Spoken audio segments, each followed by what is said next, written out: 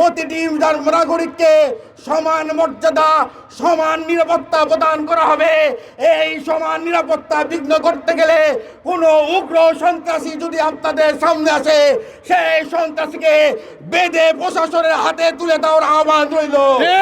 ৫০০০ বর্গ মাইলে আকাশে বাতাসে যে ষড়যন্ত্রের গন্ধ ছিল, সেই ষড়যন্ত্রকে বিলুপ্ত করে বাংলাদেশের জনগণের শক্তির উপরে ভর করে আমাদের প্রাণপ্রিয় নেতা, বাংলাদেশের আশা আকাঙ্ক্ষার প্রতীক, বাংলাদেশের দুঃখী মানুষের নেতা, বাংলাদেশের ধানের শীষের যে হাসি ফুটে ওঠে, সেই জননেতা জনাব তারেক রহমান দীর্ঘ 18টি বছর পর বাংলাদেশের মানুষের ভাগ্য পরিবর্তন করতে, বাংলাদেশের জনগণের উন্নয়ন সাধিত করতে, বাংলাদেশের মানুষের নিরাপত্তা প্রদান করার লক্ষ্যে বাংলাদেশকে উন্নতিশীল বাংলাদেশের একটি রাষ্ট্র কাঠামো করতে তিনি বাংলাদেশে ফিরছে।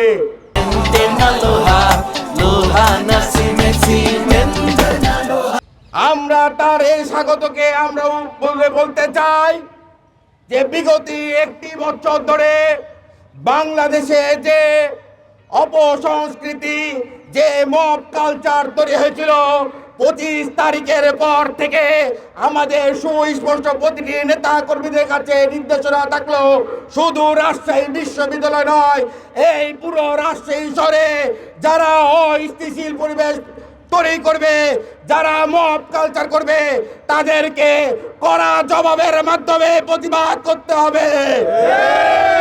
বাংলাদেশের জনগণের নিরাপত্তার লক্ষ্যে, বাংলাদেশের মানুষের নিরাপত্তার লক্ষ্যে, বিশেষ করে এই রাজশাহী বিশ্ববিদ্যালয়ে আর কোনো শিক্ষার্থী কোনো ভয়ে থাকবে না। হলে এই বিশ্ববিদ্যালয়ে কোনো কর্মচারী কর্মকর্তা, কোনো শিক্ষক আর ভয়ে এই রাজশাহী বিশ্ববিদ্যালয়ে প্রবেশ করবে না। প্রতিটি নাগরিককে সমান মর্যাদা সমান নিরাপত্তা প্রদান করা হবে। এই সমান নিরাপত্তা বিঘ্ন করতে গেলে কোনো উগ্র সন্ত্রাসী যদি আপনাদের সামনে আসে, সেই সন্ত্রাসীকে বেঁধে প্রশাসনের হাতে তুলে দেওয়ার আহ্বান রইল।